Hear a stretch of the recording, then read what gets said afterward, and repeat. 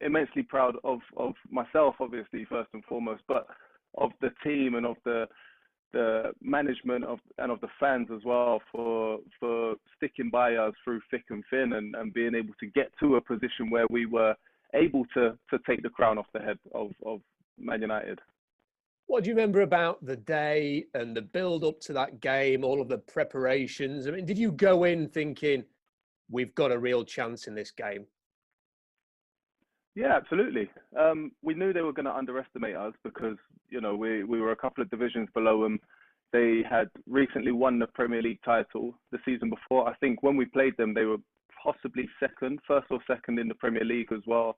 Going for Champions League, doing well in the Champions League as well. So we knew they weren't going to put out the first 11, but they were still going to put out a very strong 11 and have a strong bench just in case things kind of went sideways. So going into the game, we knew it was 11 men against 11 men, and if we're all on our games and each one of us is playing to our capacity, then listen, anything's possible. And you know, I think for it to have only stayed 1-0 throughout the game was quite fortunate for Manchester United. I think we could have had a couple more goals. They could have obviously scored a penalty and possibly had one or two other opportunities to have scored. But you know, all in all, I think it was an amazing moment, an amazing game, and I wouldn't have written it any other way.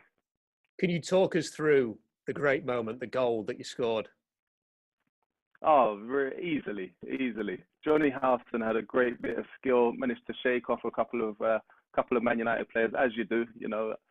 And then he delivered a pinpoint crossfield pass to myself.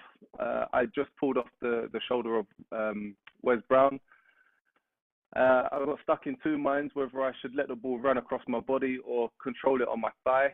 Fortunately for me, I didn't actually do either one of them. It kind of fell half and half in between the two, and managed to tuck a beautiful left-footed shot underneath both Wes Brown and Thomas Kuszczak as well, coming out into the far corner.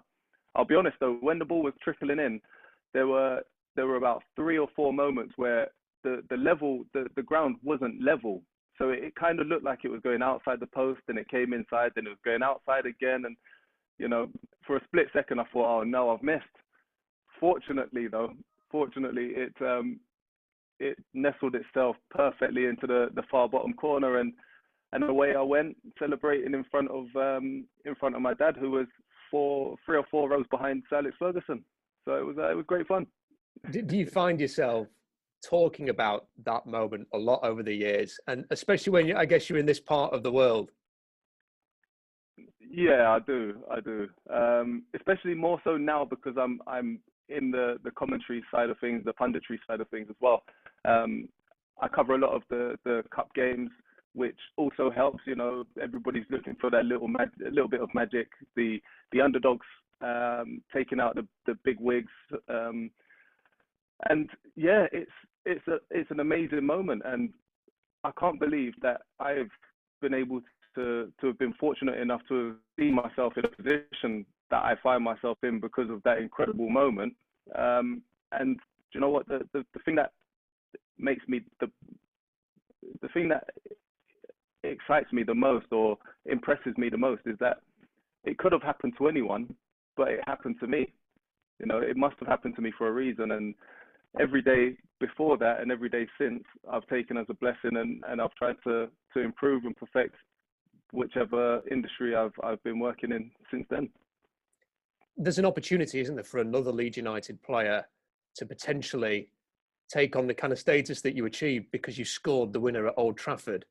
You know, what will it mean? You know, what does it mean to be that kind of a person who never gets forgotten by a fan base for something as mundane, really, as a goal? You scored loads of goals in your career, but it's that one that the Leeds United fans will always remember.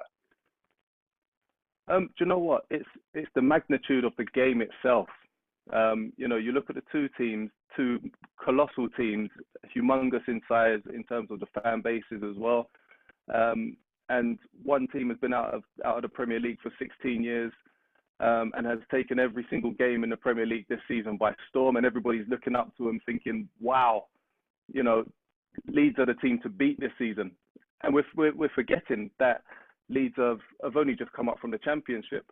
You know, that just goes to show the levels that Leeds United have taken in all those years outside of the Premier League, getting themselves ready for their return back into the Premiership. You know, and I'm just so genuinely, I still can't believe I was fortunate enough to have worn a shirt for 4.5 years and to play 150 odd games. You know, that for me was amazing. And as a Leeds United fan now as well, knowing that this is the first time we're playing them in 16 years in the Premier League as a Premier League fixture, it's so exciting.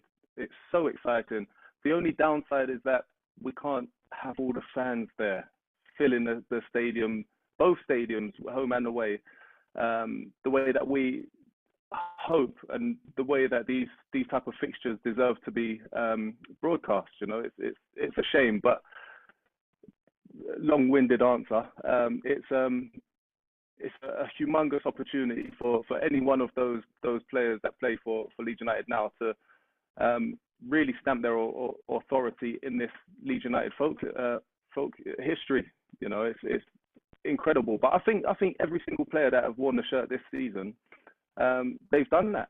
You know, I think everybody knows who they are. Everybody's really, really excited and impressed first and foremost as well by the manner in which they all approach the game. So, you know, I think they've all already gone down in history, and they'll always be remembered as an amazing football players and an amazing football club.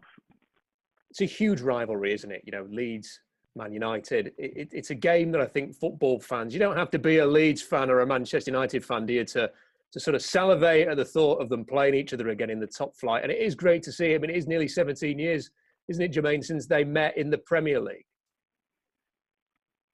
Yeah, absolutely. And, you know, you look at the manner in which the two teams are operating at the moment as well. You've got Manchester United, who are, some would say, inconsistent. You know, I think they've got a couple of games in hand. If they win the 2 games in hand, they go 2 points below the team at the top of the Premier League, maybe 3 points. I'm not quite sure right now. But they don't look impressive in the way they approach the games, in terms of the way they play the games. Defensively, they look a little bit unorganized, a bit shaky. Very good up front, and issues in the middle of the field. Whereas Leeds United have issues in terms of how they set up on set pieces. You know, I think they've probably got the worst record defending set pieces in the Premier League this season, it's a shame, especially when you look at the other side of the coin where they dominate possession, they're exciting, they're full throttle in and out of possession, they're passing, they're moving, they create a lot of opportunities, a lot of chances as well. And we saw it against Newcastle last night where they managed to finally put 5 goals against somebody. You know, that's something that it's been a long time coming. So hopefully, with my Leeds United badge on, we can see that happen again on Sunday. But being realistic, I think it will only be the four goals for us.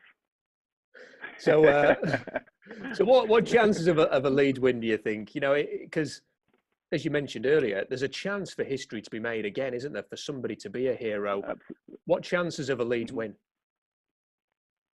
Do you know what? Anything could happen this season. My money's on Leeds United anyway, because I'm a Leeds fan. But if I'm putting my neutral hat on and I'm looking at the manner in which both teams approach the games and how they dominate play and the weaknesses and strengths of each side, my money is on Leeds. I think there'll be goals galore in the game, possibly 4 or 5 goals in the game. And I'm saying the majority to Leeds.